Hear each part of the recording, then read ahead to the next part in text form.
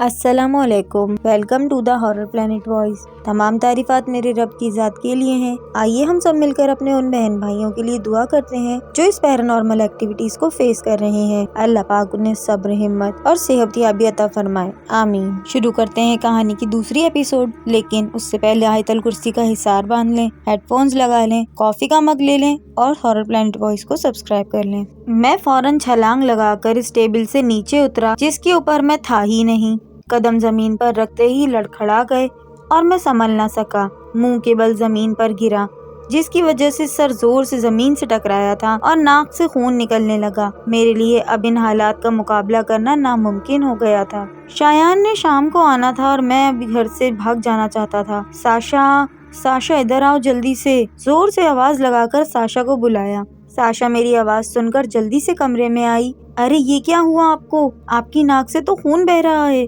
Sasha نے مجھے زمین پر اس حالت میں دیکھتے ہی پوچھا۔ گر گیا یار، میں نے بے بسی کے انداز میں کہا۔ باہر دیکھو ذرا گھر کے گیٹ کو، کھڑکی کی طرف اشارہ کرتے ہوئے ساشا سے کہا، جو اپنا دوپٹہ لیے اب میری ناک سے خون صاف کر رہی تھی۔ کیا ہوا باہر کے گیٹ کو؟ ساشا کھڑکی سے باہر جھانکتے ہوئے بولی۔ کیا مطلب ہے تمہارا؟ گیٹ کو باہر دیکھو اور میری گاڑی کو، میں نے گاڑی اور گیٹ پر زور دیتے ہوئے کہا۔ وہ ایک بار پھر جھانک کر میری طرف سوالیہ نظروں سے دیکھنے لگی۔ میں غصے سے اپنی جگہ سے اٹھا اور ساشا کے پاس آ کر اسے کھڑکی سے باہر کی طرف اشارہ کیا۔ وہ دیکھو باہر کا دروازہ۔ ساشا بے یقینی کی کیفیت میں اس طرف دیکھنے لگی جہاں میرے نظر کا تعاقب تھا، اور دروازے کی طرف دیکھ کر مجھے حیرت کا ایک اور زوردار جھٹکا لگا۔ ارے کیا دکھا رہے ہیں آمیش؟ ساشا نے استغفار کیا۔ کچھ نہیں یار، مجھے لگا دروازہ کھلا رہ گیا ہے، بہانہ بنا کر خود کو مطمئن ظاہر کرنے کی کوشش کرنے لگا۔ اف آمیش، آپ کی ناک سے خون بہہ رہا ہے اب بھی،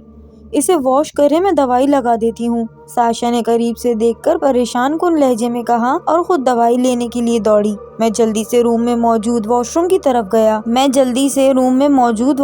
طرف گیا اور دروازہ کھلا چھوڑ دیا۔ واش بیسن کے اوپر آئینے میں اپنا چہرہ دیکھنے لگا۔ میرے عقب میں واش روم کا دروازہ موجود تھا جو آئینے سے میری نظر کے حصار میں تھا۔ اپنی ناک میں پانی ڈال کر میں نے نگاہ اپنے آئینے کی طرف اٹھائی۔ عین اسی وقت دروازہ ایک جھٹکے سے بند ہوا تھا۔ قریب تھا کہ میں اس اچانک رودات سے بے ہوش ہو کر گر جاتا۔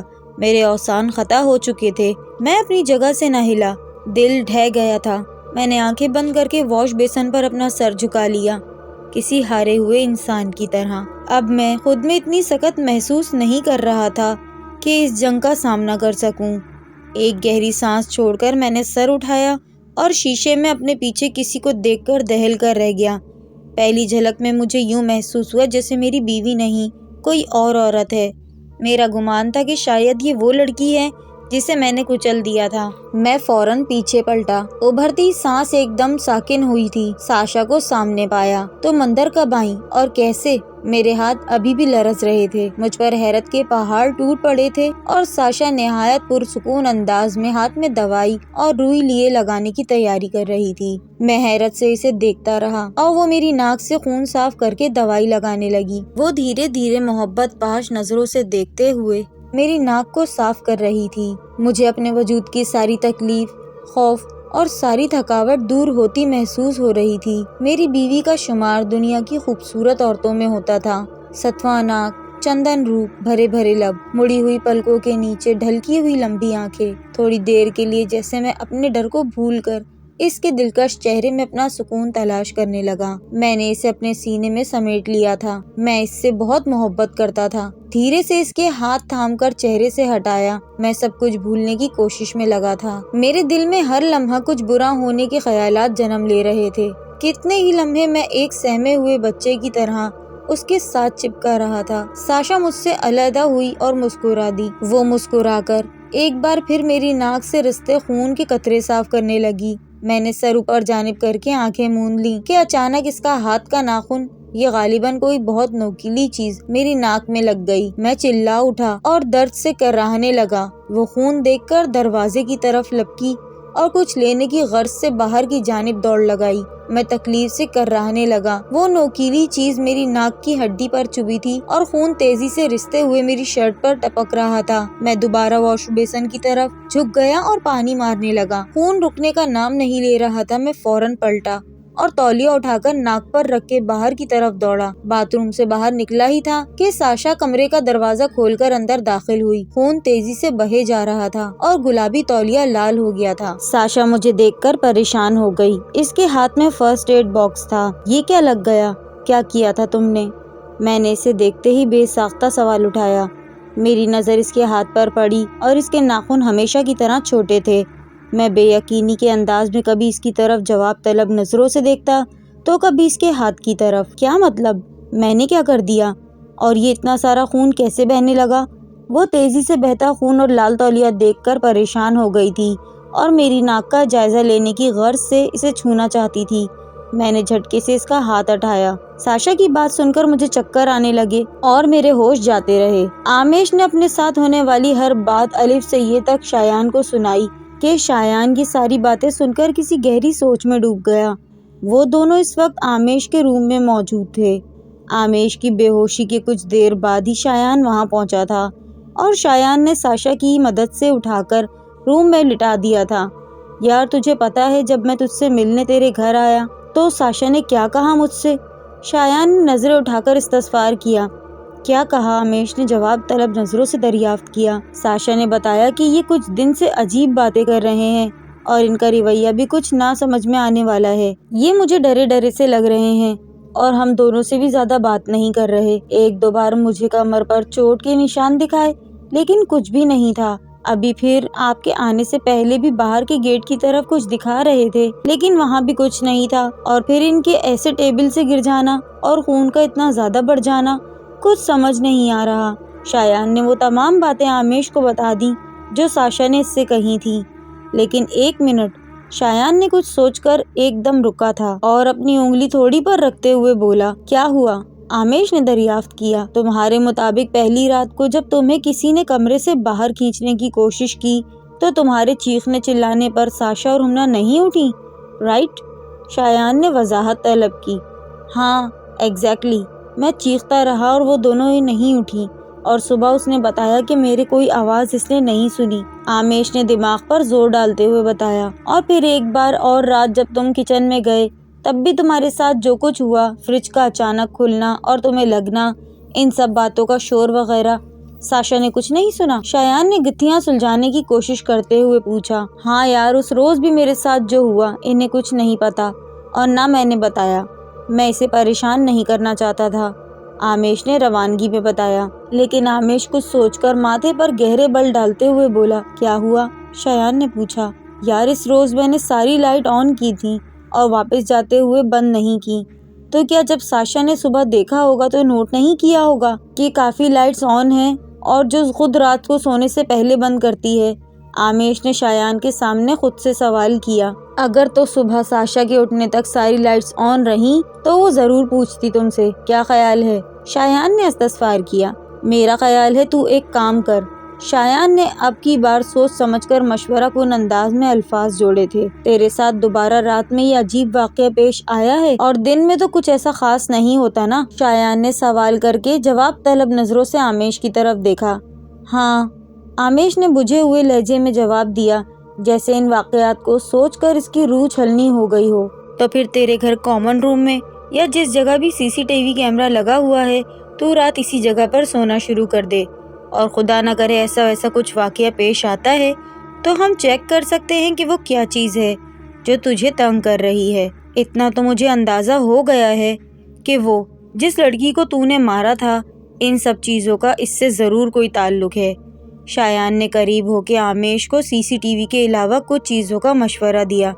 نہیں بھائی، ہرگز میں اکیلے نہیں سو سکتا، اور ان 2 راتوں جیسی خوفناک رات گزارنے کی ہمت نہیں مجھ میں۔ آمیش شایان کی بات سنتے ہی طیش میں آ گیا اور اس کے مشورے پر صاف انکار کر دیا۔ یار دیکھ، ہمیں پتہ تو کرنا ہے نا، کچھ تو کرنا ہوگا، میرا یقین کر، سی سی ٹی وی میں جو کچھ بھی ہوگا پتہ چل جائے گا، تو ایک بار آزما کر دیکھ، کمرے کی ساری لائٹس رات میں بھی آن رکھنا۔ شایان نے سمجھاتے ہوئے آمیش کو راضی کرنے کی کوشش کی۔ ویسے تو نے بہت ہی غلط کیا یار، لوگوں کے ڈر سے اور پولیس کیس سے بچنے کے لیے اس عورت اور بچی کے بارے میں دوبارہ کچھ جاننے کی کوشش بھی نہیں کی۔ شایان نے افسوس کا اظہار کرتے ہوئے کہا۔ چل ایک کام کرتے ہیں، دونوں وہاں چلتے ہیں اور وہاں کا جائزہ لیتے ہیں، اگر کوئی اس علاقے میں نظر آیا تو ان سے پتہ کرنے کی کوشش کرتے ہیں۔ شایان نے معنی خیز نگاہیں آمیش کی طرف اٹھاتے ہوئے کہا، نہیں نہیں، وہاں نہیں جانا۔ ایک تو کسی سے پوچھیں گے تو الٹا ہم پر شک کرے گا، دوسرا اس جگہ سے ویسے ہی مجھے ڈر لگنے لگا ہے۔ آمیش نے صاف انکار کرتے ہوئے کہا، اوہ یار، کچھ نہیں ہوتا، تو چل تو صحیح میرے ساتھ۔ مجھے اصل جگہ معلوم ہوتی تو میں اکیلا ہی جا کر دیکھ آتا، لیکن تیرا ساتھ آنا ضروری ہے۔ ابھی ویسے بھی شام کا وقت ہے، ہم جا کر دیکھ آتے ہیں، شایان نے زور دیتے ہوئے کہا، جس پر آمیش کسی حد تک راضی ہو گیا۔ تو پھر چل جلدی کر، مغرب سے پہلے وہاں دیکھ کر آتے ہیں، آمیش نے فوری طور پر اپنا ڈر ظاہر کرتے ہوئے کہا۔ کچھ دیر میں دونوں گاڑی میں موجود تھے اور گاڑی اس سڑک کی طرف دوڑ رہی تھی۔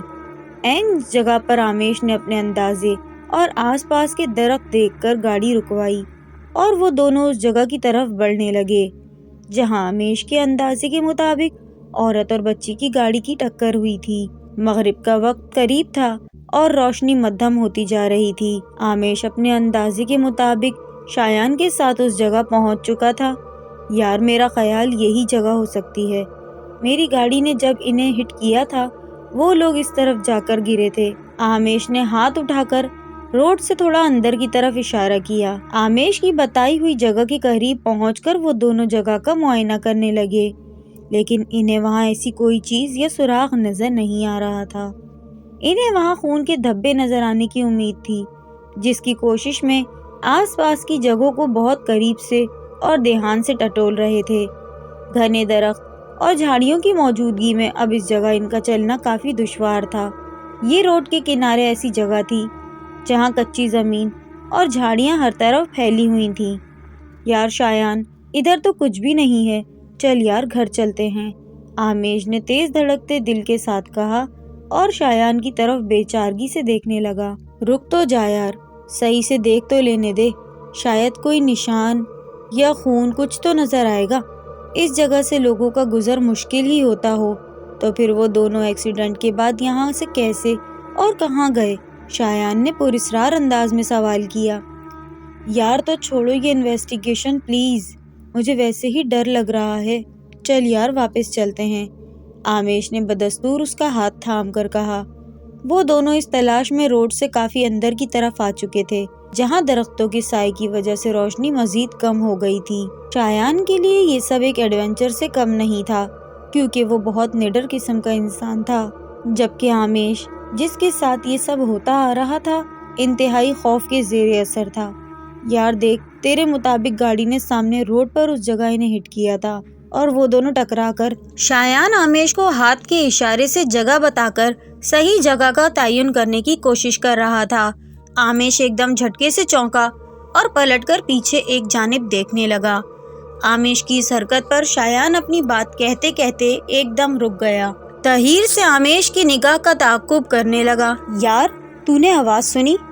آمیش نے لرزتی ہوئی آواز اور کپکپاتے لبوں کے ساتھ پوچھا اور شایان کے بالکل قریب ہو کے اس سے جڑ کے کھڑا ہو گیا۔ یار چل یہاں سے یار، میرا دل ڈوب رہا ہے، پلیز شایان، پلیز چل یہاں سے۔ آمیش نے اسے کھینچنے کی کوشش کی۔ ابے کیا ہوا اچانک، کون سی آواز آئی ہے؟ شایان نے اسے روکتے ہوئے اچنبھے سے پوچھا۔ مجھے ایسا لگا جیسے روڈ کی طرف سے کوئی آواز آئی ہے اور پھر سامنے اس طرف کچھ آ کے گرا ہو، آمیش نے اس جگہ اشارہ کرتے ہوئے کہا جہاں وہ دیکھ رہا تھا۔ شایان اس کا ہاتھ پکڑ کر اس طرف بڑھنے لگا۔ آمیش پیچھے پیچھے ڈرا ہوا کپکپاتے پیروں کے ساتھ آ رہا تھا۔ اندھیرا بڑھ چکا تھا، اس جانب درخت کم اور جنگلی جھاڑیاں بہت زیادہ تھیں۔ دونوں نے اپنے موبائل کی ٹارچ کھول لی اور دھیرے دھیرے جھاڑیوں سے بچتے بچاتے اس جگہ سے قریب ہوتے جا رہے تھے۔ اس جگہ کے قریب پہنچ کر جو منظر انہوں نے دیکھا، اس منظر نے دونوں کے ہوش اڑا دیے۔ دونوں نے حواس باختہ ہو کر ایک دوسرے کی جانب دیکھا۔ آمیش اور شایان کا چہرہ لٹھے کی مانند سفید ہو گیا، آواز حلق میں ہی ڈوب کر رہ گئی۔ ایسا معلوم ہوتا تھا کہ جیسے کسی نے بدن سے ایک ایک خون کا قطرہ نچوڑ لیا ہو۔ سامنے ہی وہ بچی اور عورت جو غالباً ماں اور بیٹی تھے، بری حالت میں جھاڑیوں کے بیچ پڑی ہوئی تھیں۔ ان کے جسم سے خون ایسے بہہ رہا تھا کہ مانو ابھی ابھی ایکسیڈنٹ ہوا ہو۔ پیر گھٹنوں سے مڑے ہوئے تھے، گویا کہ ٹانگوں کی ہڈیاں ٹوٹ چکی ہوں۔ دونوں کا چہرہ ان کی مخالفت سمیت مڑا ہوا تھا۔ آمیش کی یہ حالت دیکھ کر پتلی ہو گئی۔ شایان نے ہمت کر کے انہیں ہلا کر دیکھنا چاہا۔ جیسے ہی اس نے ہاتھ ان کی طرف بڑھایا، اچانک ہی دونوں لاشوں نے چہرہ گھما کر ان کی سمت کر لیا اور آنکھیں کھول لیں، جو بالکل سفید تھیں، گویا ان میں زندگی کی کوئی رمق موجود نہیں تھی۔ اور وہ دونوں آمیش کی طرف دیکھ کر کہنے لگیں، تم چاہتے تو بچا سکتے تھے۔ یہ آواز اتنی دہشت ناک تھی کہ سناٹے کو چیرتی ہوئی کانوں میں داخل ہوئی۔ یہ خوفناک منظر دیکھ کر دونوں کا کلیجہ حلق کو آ گیا تھا۔